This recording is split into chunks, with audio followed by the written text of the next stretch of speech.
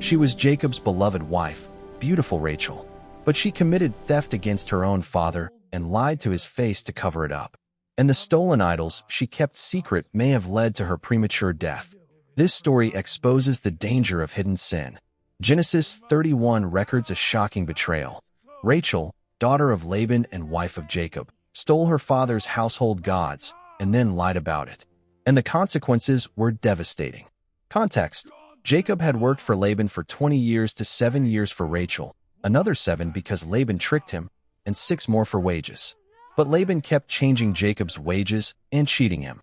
God told Jacob, "Go back to your homeland." So Genesis 31 verse 17, Jacob put his children and wives on camels and left with all his livestock. But Genesis 31 verse 19, when Laban had gone to shear his sheep, Rachel stole her father's household gods.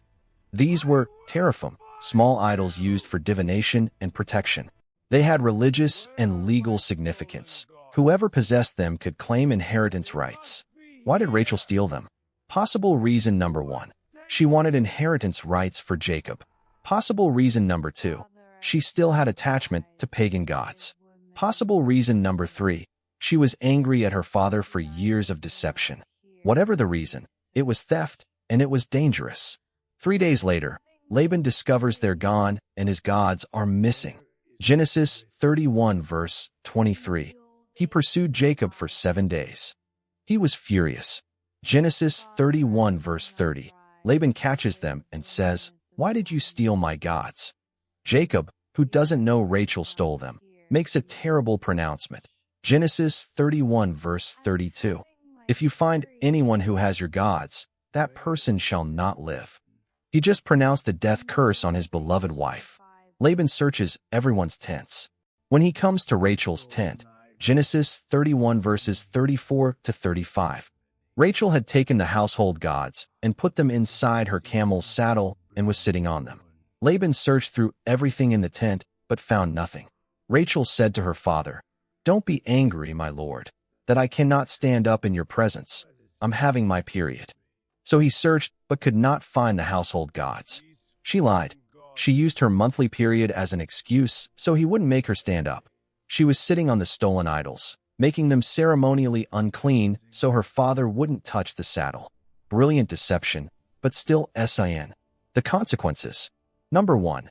She lived under Jacob's unknowing curse, shall not live. Number 2.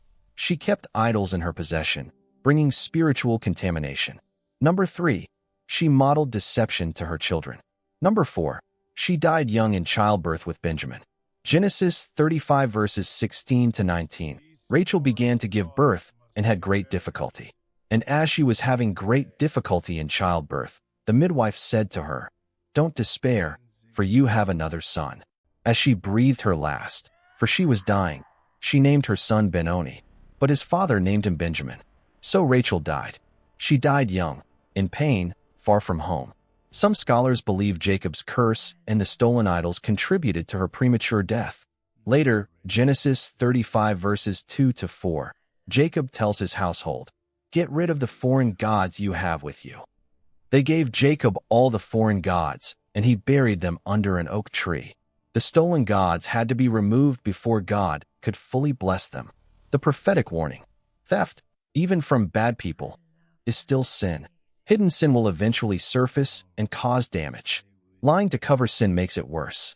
Stolen things carry curses. Joshua 7 verse 12. What you hide from others often hides God's blessing from you. So here's the application.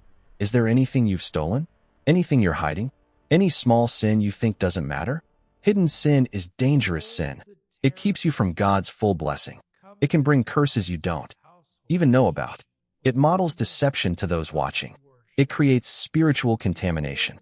Proverbs 28 verse 13. Whoever conceals their sins does not prosper, but the one who confesses and renounces them finds mercy. Don't be like Rachel. Bring your hidden sin to light. Confess it. Get rid of it.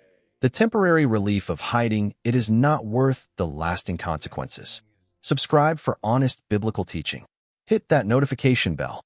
Comment "No hidden sin" to commit to walking in the light. What you expose, God can heal. What you hide will eventually destroy you.